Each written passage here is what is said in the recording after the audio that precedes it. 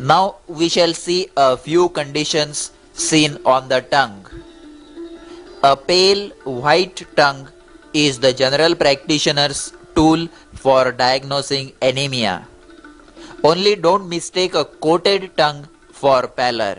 See the oral mucosa also, which will be pale in anemia. Many of our patients come after eating pan, which stains the tongue red. In these patients, you must rely on the color of the buccal mucosa and conjunctiva.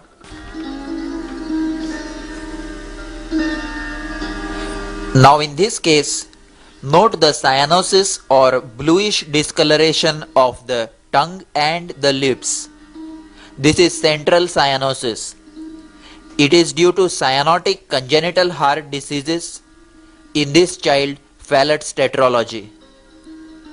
If an adult breathless patient has cyanosis, it is due to severe respiratory distress and inadequate oxygenation. And you should also keep in mind a heart attack or myocardial infarct causing cyanosis. Compare this cyanosed tongue with the normal pink color of the mother's tongue.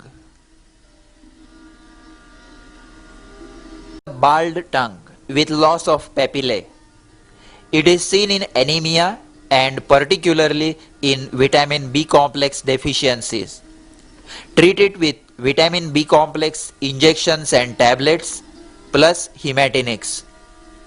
A bald and bright red tongue is seen in niacin, that is B6 deficiency.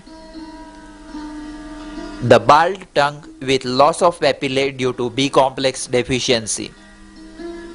Here note the black pigmentation of the tongue, very common in our population, and it is of no particular significance. Note the irregular black pigmentation over this tongue. Prominent papillae and excessive furring is also seen in varied conditions like mouth breathing, smoking, dyspepsia, constipation, chronic fevers, etc. So overall it is a non-specific finding, mainly suggesting digestive disturbances. Watch the prominent papillae of this tongue.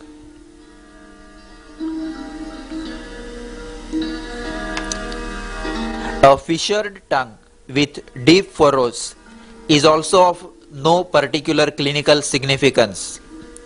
Only if the furrows are painful, treat them with high doses of vitamin B complex.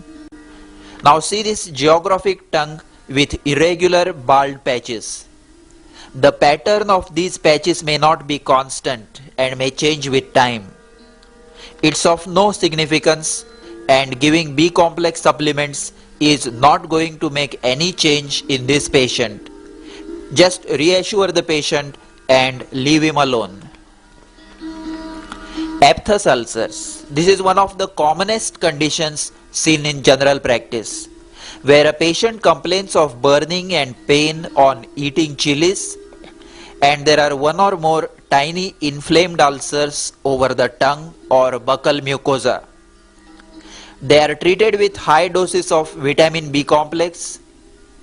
Locally, apply a soothing lotion like glycerin borax or anesthetic preparation like xylocaine ointment or Zyte lotion. The aphthous ulcers, as seen on the lateral margin of the tongue, are self-limiting and heal within a week, but they tend to recur. If an ulcer persists for more than 2 weeks, then malignancy should be kept in mind.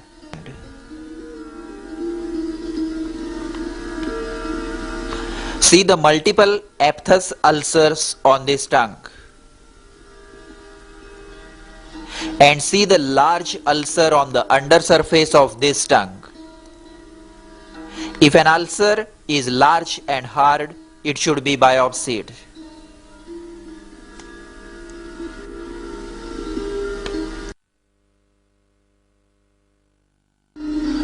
Leukoplakia. When there is a white patch on the tongue or cheek, what we term as leukoplakia, you should be aware that it is a precancerous condition, and this tongue does show a suspicious lesion in the proximal end of the white leukoplakic patch. Leukoplakia is common in our population where chewing tobacco is a very common practice, and its serious significance should be kept in mind. Note this case of suspected carcinoma of tongue. Note the everted margins of the growth suggestive of malignancy. There is no ulceration, but we must palpate the tongue for induration, and if the base is firm to hard, then the patient must be referred for biopsy. Again, a typical case of carcinoma of the right tongue margin.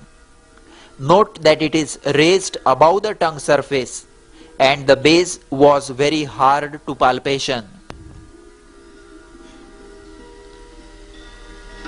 Now here we see a white patch of leukoplakia on the inner mucosa of the cheek.